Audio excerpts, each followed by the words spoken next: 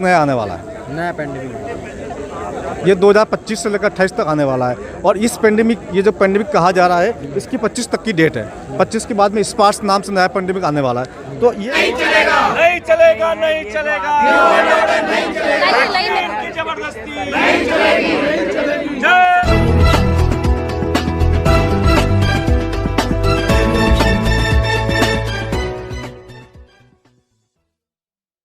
दोस्तों नमस्कार, मैं विकास, आप देख रहे हैं जस्ट टीवी इंडिया। और इस समय मैं जंतर मंतर पे मौजूद हूँ और एक बड़ा चेहरा जो जब से पेंडेमिक शुरू हुआ है उस पेंडेमिक को नकारते रहेंगे लगातार, चाहे वो वेव 1 हो, 2 हो, 3 हो, अभी 4th भी आने वाली है। ऐसे में डॉक्टर तरुण कोठारी जी मेरे साथ हैं और बड़े लोग फॉलो करते हैं उनको। सर क्या कहेंगे, अभी फर्स्ट वेव भी हुई, सेकंड वेव भी, थर्ड, अभी फिर से 4th वेव का है और इन लोगों को पता लग जाता है भाई मई जून में आने वाली है। हाँ, इनको पता चल चुका है कि जून में ये पीक पर आएगी। देखिए देश की विडंबना देखिए, और देश के वैज्ञानिक चुप है, देश के डॉक्टर्स चुप है। आखिर ये पूछिए उनसे कि भाई आपको कैसे मालूम चला कि ये तारीख से इस तारीख से ये घटना होने वाली है, आपको फर्स्ट इस टाइम पर आएगी, सेकंड इस टाइम पर आएगी। ये पूरा धोखाधड़ी देश के साथ में, ये एक गेम चल रहा है, ये एक षड्यंत्र है। ये प्लानिंग के तहत पूरी दुनिया के लोगों को गुलाम बनाने की कोशिश हो रही है। इस बात को हमें समझना है। इसमें कई तरह के एजेंडे हैं। इसमें ग्लोबल इकोनॉमिक रीसेट का एजेंडा है, इसमें सोशल सिक्योरिटी सिस्टम का एजेंडा है जो भविष्य में आने वाले हैं। तो इस प्रकार से आपको पंगु बना देंगे पूरी तरह से। आपके बॉडी में इलेक्ट्रॉनिक चिप लगा देंगे, आपका जो करेंसी है उसको ख़त्म कर देंगे, करेंसी को कर देंगे डिजिटल। अब मान लीजिए आपके पास, आपके बैंक में 1 लाख रुपया, 2 लाख रुपया भी है और आप यहाँ पर धरने में आना चाहते हो, आपका अकाउंट ब्लॉक। अब आपको टिकट लेना, टिकट नहीं ले सकते। तो ये इस प्रकार से पूरी तरह से एक वैश्विक षड्यंत्र है जिसमें मानव जाति को गुलाम बनाया जा रहा है। तो इस षड्यंत्र के खिलाफ हम पहले ही दिन से आवाज़ उठा रहे हैं। आज 2 साल हो गए और आज की तारीख में लाखों करोड़ों लोग जागरूक हो चुके हैं। ये भी हमारी एक उपलब्धि मानते हैं कि इतने लोग जागरूक हो गए हैं और धीरे धीरे और अधिक लोग जागरूक होकर रहे हैं। वैक्सीन को लेकर आप हमेशा आपने विरोध किया है वैक्सीन का, कि इस वैक्सीन को यूज़ ना करें, आपकी बॉडी में बहुत सारे चेंजेस आ जाएंगे, बहुत सारी बीमारियां हो जाएंगी। रामदेव के यहाँ भी आप गए थे, वहाँ पर भी मैंने आपको सुना था। तो लगातार मैं आपको देखता रहता हूँ आपके फेसबुक पेज के माध्यम से। तो कितना खतरनाक है ये वैक्सीन का जो पूरा षड्यंत्र है? ये जो वैसलीन है, आप समझ सकते हैं कोड वर्ड के अंदर, ये जो वैसलीन है, भारत सरकार ने ये माना है कि 1100 लोगों की मृत्यु हुई है। ये भारत सरकार ने खुद माना है, सुप्रीम कोर्ट में एफिडेविट दिया है और पार्लियामेंट में बात करी। 30 जनवरी तक का डेटा है और 70,000 साइड इफेक्ट हुआ है। दूसरी बात, भारत सरकार ये कह रही है कि उसने 24/7 एक हेल्पलाइन नंबर जारी किया हुआ है, जहाँ पर किसी की डेथ हो तो या किसी के साइड इफेक्ट हो, वो रिपोर्टिंग कर सकते हैं। लेकिन आपको पता है ऐसा कोई हेल्पलाइन नंबर प्रैक्टिकली एग्जिस्ट नहीं करता, थ्योरेटिकली उसमें होगा बुक्स के अंदर। तो जो रिपोर्टिंग हो रही है ये 0.1% या उससे भी कम हो रही है। खुद भारत सरकार मानती है कि रिपोर्टिंग बहुत कम है। तो ये जो 1100 की जो रिपोर्टिंग हुई है, वास्तविक संख्या कम से कम 11 लाख होनी चाहिए मेरे हिसाब से। कम 11 लाख लोगों को इसका वैक्सीन से मृत्यु हुई होगी और करोड़ों लोगों को साइड इफेक्ट हुआ है। तो चूंकि रिपोर्टिंग सिस्टम प्रॉपर नहीं है, रिपोर्ट नहीं कर पा रहे, जिस बीमारी का आपके सामने इतने सारे लोग खड़े हुए हैं, इनमें से अधिकांश लोगों ने वैक्सीन नहीं लिया है, अधिकांश लोगों ने मास्क नहीं लगाया। मैं पेशेंट देखता हूँ डेली और बगैर मास्क के, बगैर पीपी किट तो बहुत दूर की चीज़ है। अब तक तो मुझे कुछ नहीं हुआ, 2 साल तो मुझे हो गए, तो बाकी लोगों को कैसे हो सकता है? तो जिस बीमारी के लिए वैक्सीन की जरूरत नहीं है उसके लिए आपको वैक्सीन देना और उस वैक्सीन में 11 लाख लोगों की मृत्यु होना, ये बहुत बड़ा गंभीर मामला है।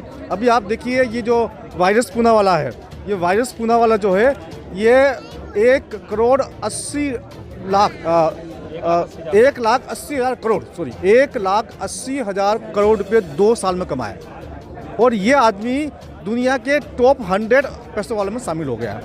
तो आप सोचिए, हाँ ये वायरस पूना वाला 2 साल के अंदर दुनिया के सबसे अधिक 100 पैसों वालों की लिस्ट में शामिल हो गया है। तो ये कितना बड़ा षड्यंत्र है, इसके लिए आप समझ सकते हैं। आप उस आदमी से पूछोगे वो क्या बोलेगा, उसका धंधा चलाना बोला भाई 2 साल और चले हमारी ओर से, तो वो तो ये बोलेगा जी और चलेंगे। यही पूना वाला इसने बात कही थी फरवरी, ये लगभग जब ये लॉकडाउन लगा उसके बाद की बात है। उसने कहा था कि हमने 50 करोड़ डोज बना के रख ली है।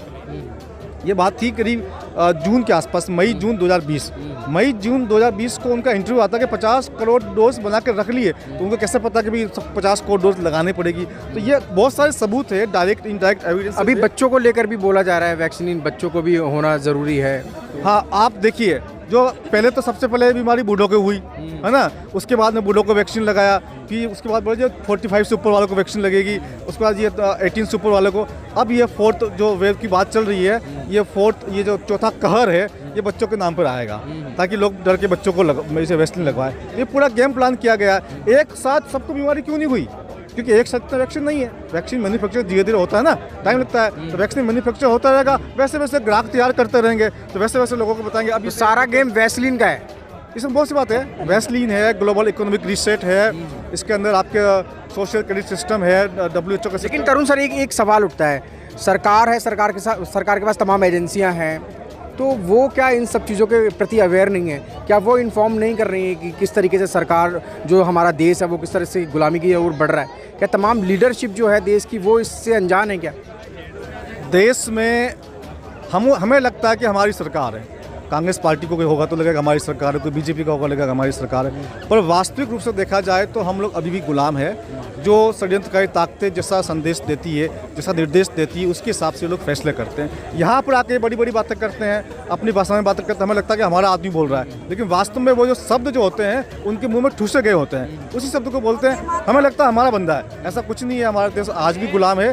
पहले उनको गुलाम रखने के लिए यहाँ पर उपस्थित होना जरूरी था, पर आज की तारीख में इतना डेवलपमेंट हुआ है, अब उनको यहाँ पर देश में ना उपस्थित नहीं होता है। सभी संवैधानिक संस्थाओं में विदेशी ताकतें हैं। यहाँ तक कि जो RBI की जो मीटिंग होती है, RBI की मीटिंग में विदेशी लोग बैठे होते हैं। वो तय करते हैं कि भैया ये जो बजट बन रहा है वो सही बन रहा है, गलत बन रहा है, जो RBI का जो फैसला है वो सही है, गलत है। जहाँ बजट होता है वहाँ भी विदेशी लोग बैठते हैं। तो हम स्वतंत्र रूप है ही नहीं, हमारे सारे फैसले विदेशी लोग ही तय करते हैं। आम आदमी के लिए क्या कहना चाहेंगे सर? क्योंकि अब तो गवर्नमेंट खाना पीना भी देना बंद करने वाली है। देश के आम जनता से ये संदेश है कि सबसे पहली बात, इस पूरे गेम को समझ ले। वैक्सीन नहीं लगवाना है किसी कीमत के ऊपर, मास्क नहीं पहनना है, इसका विरोध करना है, और इसके साथ में जो सोशल डिस्टेंसिंग या RT-PCR टेस्ट, इस सबका विरोध करना है, बिल्कुल नहीं लेना है। और एक एक आदमी को जागरूक करे। भविष्य में ये देखिए, ये आपका पेंडेमिक नया आने वाला है, नया पेंडेमिक, ये 2025 से लेकर 28 तक आने वाला है। और इस पेंडेमिक, ये जो पेंडेमिक कहा जा रहा है, इसकी 25 तक की डेट है। 25 के बाद में स्पार्स नाम से नया पेंडेमिक आने वाला है। तो ये बातें लोगों को बताएं। अगर लोगों को नहीं बताएंगे तो 2028 तक या 30 तक हम सब गुलाम हो जाएंगे। अगर गुलामी से बचना है, सब लोग बाहर आओ, सड़कों पे आओ, विरोध करो। जितनी भी तरुण सर, एक किताब का नाम लेता हूँ मैं, बैंकों का माया जाल। क्या वो जो उसमें पूरा सिस्टम समझाया गया है, फेडरल सिस्टम, और जो तमाम, उसमें मैं नाम नहीं लेना चाहूँगा, नहीं तो ये वीडियो भी बंद हो जाएगी, वो जो तमाम लोगों के नाम उसमें हैं, एक वो सिस्टम जो बनाया जा रहा है, क्या उस ओर जा रहा है हमारा देश? ये जो पुस्तक है बैंकों का माया जाल, इसमें जो वर्णन किया गया है, ये पहले से बताया गया है ना। रवि कुमार जी ने पहले से बता दिया कि कैसे कैसे क्या होगा। तो इस प्रकार से ये उनके पास कहीं से ज्ञान मिला होगा कि भाई किस प्रकार से ये अंतर्राष्ट्रीय व्यवस्था चल रही है, तो उसको उन्होंने पुस्तक फॉर्म में लिखा है। तो वास्तव में वैसी ही व्यवस्था चल रही है। कुछ दुनिया के कुछ फैमिलीज है, बस वही सब कुछ नियंत्रण उनके पास होता है, चाहे वो रोथशाइल्ड हो, चाहे रॉकफेलर हो, चाहे JP मॉर्गन हो, चाहे बिल गेट्स हो, चाहे ये फेसबुक का मालिक हो। यही लोग जो होते हैं, ये मिल करके षड्यंत्र रचते हैं। ये आगे से आगे बढ़ते, अगली बार कुछ 5-10 साल बाद इनसे कोई नहीं बचेगा तो नया बंदा आ जाएगा उसके अंदर। ये कुछ 25-30 फैमिली है, यही दुनिया के इकोनॉमी को नियंत्रित करती है। इनका एक ही लक्ष्य है कि दुनिया की इकोनॉमी को नियंत्रण में लिया जाए। आप देखिए, पहले इन लोगों ने गोल्ड करेंसी होती थी हमारे देश में, गोल्ड करेंसी को हटा दिया, पेपर करेंसी लेके आए। अब पेपर करेंसी से ये फिएट या डिजिटल करेंसी के ऊपर आ रहे हैं। तो असली मुद्दा ये है कि जितना भी गोल्ड है दुनिया से, वो सारा का सारा लेकर के उनके पास रखा जाए, ताकि वही असली करेंसी वही है, असली मुद्रा वही है। ये पेपर करेंसी तो कुछ भी नहीं है। तो ना, जब चाहे सरकार बंद कर सकती है, आपने देख ही लिया, जब चाहे नोटबंदी हो सकती है, जब चाहे। अभी आने वाला प्लान क्या रहेगा तरुण सर? अब देखिए, अभी सरकार ने और भी किया है। आपकी ज़मीन जो है ना, वो भी जाने वाली है, ज़मीन भी जाने वाली है। हाँ, वो भी आ रहा है। आपके ज़मीन के डॉक्यूमेंट्स को आधार कार्ड से लिंक किया जा रहा है, आपके ड्रोन से सर्वे हो रहा है, तो आपकी ज़मीनें भी जाने वाली है। आज की तारीख में अमेरिका में सबसे अधिक ज़मीन वाला मालिक कौन है? Bill Gates. बिल गेट्स ने अमेरिका के 50 राज्यों में से 35 राज्यों में ज़मीन खरीदी उसने। कितनी बड़ी बात है, क्योंकि ये भविष्य के अंदर आप देख लीजिए, आपका बीज आपका नहीं रहा, ये GMO आ गया। पशु आपके नहीं रहे, पशु के लिए आपको कृत्रिम गर्भाधान आ गया, तो आपके पास बचा ही क्या? पूरा सब कुछ आपका विदेशी नियंत्रण में जा रहा है। ऐसी स्थिति में जनता को जागरूक होने की आवश्यकता है। ट्रीटी साइन करना चाहता है, दुनिया के कई देशों के साथ में है, वो एक संधि करना चाहता है। अब WHO कोई देश तो है नहीं है, अब वो तो सब देशों की संस्था है, लेकिन हर देश के साथ में वो अलग अलग संधि करना चाहता है। संधि क्या करना चाहता है? वो ये कह रहा है कि युद्धकालीन स्थिति के अंदर, आपातकाल के अंदर और पैंडेमिक की स्थिति के अंदर उस देश का संविधान लागू नहीं होगा, उस देश के कानून लागू नहीं होंगे, WHO का संविधान लागू होगा, WHO के कानून लागू होंगे। ऐसी संधि भारत सरकार करने जा रही है। ऐसी स्थिति में देश के लोगों को जागरूक होने की आवश्यकता है। वो संधि हो जाएगी तो कानून सब अधिकार उनके पास मिल जाएगा। रही बात पैंडेमिक की, वो कभी भी घोषित कर देंगे पैंडेमिक चल रहा है और चलेगा। एड्स का पैंडेमिक इन लोगों ने 10 साल चलाया, स्वाइन फ्लू का पैंडेमिक 3-4 साल चलाया, ये आप देख रहे हैं 2 साल हो चुके। तो किसी भी पंडित को 3-4 साल तक आराम से खींच सकते हैं। तो 3-4 साल के लिए आपका संविधान पोस्टपोन हो गया। युद्धकालीन स्थिति, कभी युद्ध खड़ा कर सकते हैं, पाकिस्तान से हमला करा देंगे, चीन से करा देंगे, ये लो युद्ध शुरू हो गया। और आपातकालीन, मान लीजिए कोई फ्लड आ गया है या कहीं आगजनी हो गई है, तो इसका मतलब ये हुआ कि किसी भी, जब वो चाहेंगे तब आपके देश के संविधान को सस्पेंड कर देंगे, आपका देश उनके नियंत्रण में आ जाएगा और जैसा वो चाहेंगे वैसा होगा।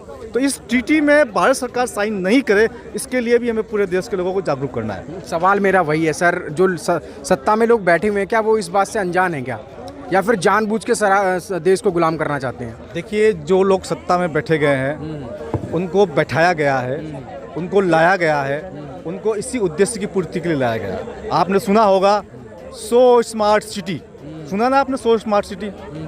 स्मार्ट सिटी में क्या होता है? यही तो होता है, सर्विलेंस, जगह जगह कैमरे, जगह जगह सर्विलेंस। तो ये चीज़ें जो बात आपको बताइए, इस चीज़ों को समझने की कोशिश की जाए। उन लोगों ने एजेंडा सेट किया है कि ये बोलना है आपको। जिस आदमी ने वो एजेंडा बोला उसका उन्होंने समर्थन दिया। जिस प्रकार से वहाँ से एजेंडा आया कि भैया जो आदमी हमारे इस एजेंडे में काम करेगा हम उसको सपोर्ट करेंगे, तो जिस आदमी ने वो एजेंडे बोले कि हम ये काम करेंगे, तो ये बेसिकली हमें लगता है कि हमारा आदमी है। वास्तव में ये एक कठपुतली है, बैठाए गए हैं। चाहे कोई भी हो, ये कठपुतली है। चाहे 70 साल से आप देखिए, एक के बाद एक नई कठपुतली आती है, वो बैठती है। रूल्स रेगुलेशंस बाहर के लोग तय करते हैं, हम सिर्फ फॉलो करते हैं। हमें लगता है हमारा बंदा है, वास्तव में वो हमारा बंदा है ही नहीं, वो किसी और के निर्देश पर चलने वाली कठपुतली है। तो ये डॉक्टर तरुण कोठारी जी थे। लगातार इन्होंने जिस तरीके से जो पैंडेमिक हमारे देश में चल रहा है और उसका खुलासा किया है, और लगातार इस तरीके के धरने प्रदर्शन ये लगातार कर रहे हैं और अपनी आवाज़ को सरकार तक पहुंचाना चाह रहे हैं कि सरकार इनकी बात को सुने, क्योंकि देश जो है लगातार वो गुलामी की ओर बढ़ रहा है। तमाम खबरों के लिए आप देखते रहिए जस्ट टीवी इंडिया।